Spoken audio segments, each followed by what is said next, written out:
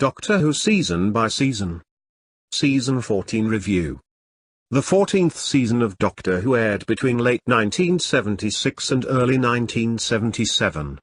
It was the third season to star Tom Baker as the Fourth Doctor and to be script edited by Robert Holmes, and the third and final season to be produced by the much-fated Philip Hinchcliffe.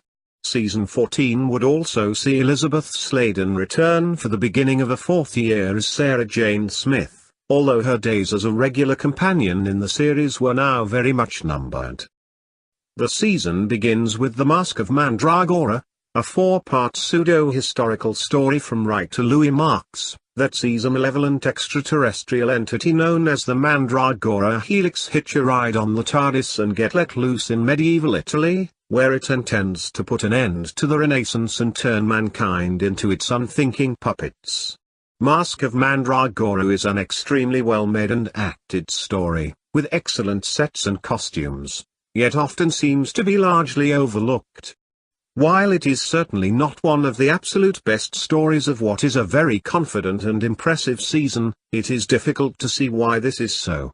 Personally, I enjoy it much more than the great majority of stories in seasons 12 and 13. The biggest problem is the ending, specifically the way in which the Doctor defeats the Helix, which seems both anticlimactic and a little bit confusing. But it is by no means a disastrous conclusion, and the story is still generally extremely entertaining, with some excellent cliffhangers. The next story is The Hand of Fear, which sees the return of writers Bob Baker and Dave Martin and marks the exit of Elizabeth Sladen as a regular character in the series. Much like the 10th anniversary story, it is a little odd that the production team chose to give an important story such as this to writers as inconsistent as Baker and Martin, and unfortunately, unlike the three Doctors here, they do not manage as much of a success. That is not to say that The Hand of Fear is a complete failure, but it is the weakest story of the season by some not inconsiderable distance. The story starts off pretty well, and the first couple of episodes actually border on excellent, with some tense stuff dealing with Sarah's possession and the attack on the nuclear reactor. The effects of The Hand are also generally very good. However, the story begins to deteriorate slightly in episode 3, and episode 4 is by far the worst of the bunch, and indeed the worst single episode of the season.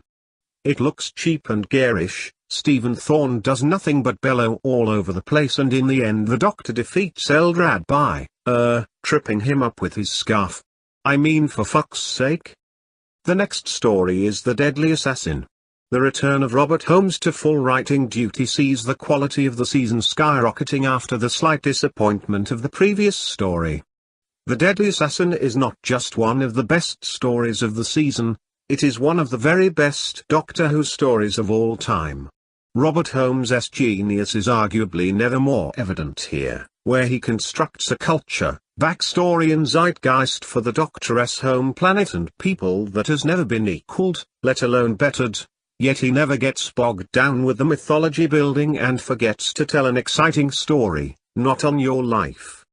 Assassin boils down to being a sordid revenge thriller with a dying master, fantastically played by a terrifying Peter Pratt under truly disturbing rotting corpse makeup.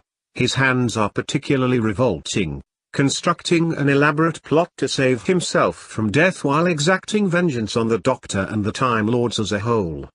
Assassin is superbly directed and acted and is one of my all-time favorite stories.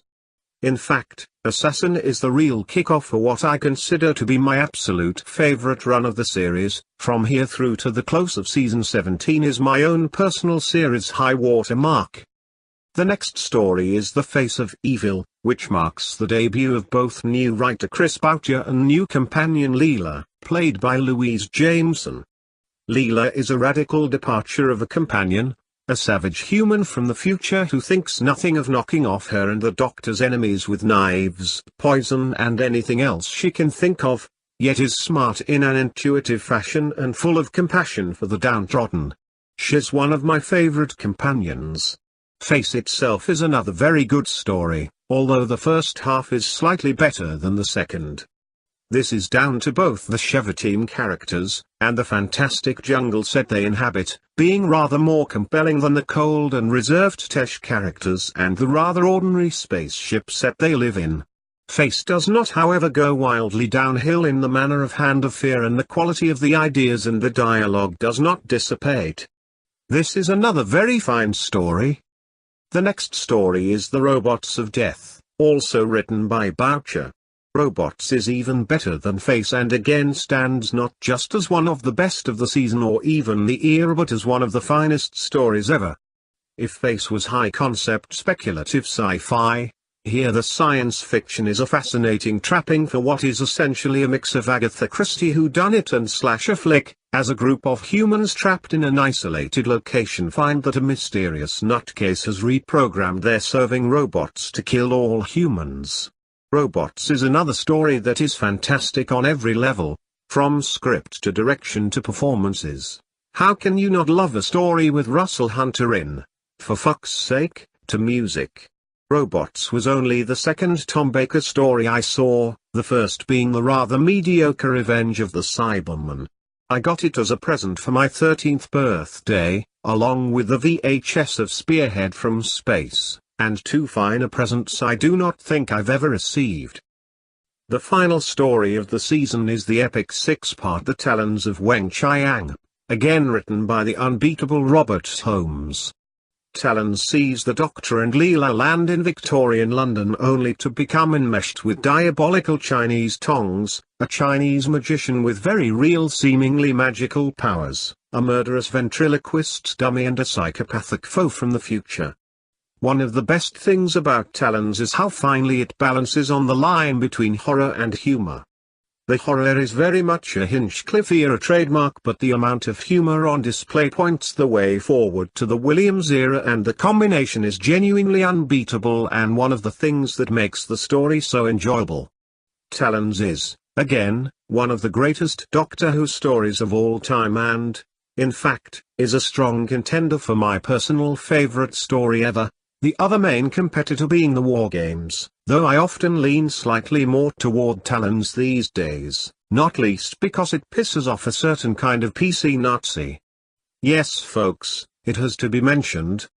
This magnificent story, an absolute masterpiece in performances, writing and every aspect of its production, has come in for some latter-day misplaced PC whining on the grounds that it was lucky enough to be made in the 1970s. Before the invention of that hideous scourge of modern society, political fucking correctness. Aside from some whining about having Chinese villains at all, because apparently there were no real criminal Tongs in real life or anything, what a bunch of fucking half-wits. Most of the whining comes from a white actor, the absolutely amazing John Bennett, being made up to play Lee Sen-Chang. The fact that this was pretty standard practice in the 70s that raised zero eyebrows, that Bennett is fantastic in the part, never sending it up or caricaturizing it, and that there were frankly very few if not any actual Chinese actors working in the UK in the 70s who could have done the part justice, does not seem to bother these cunts.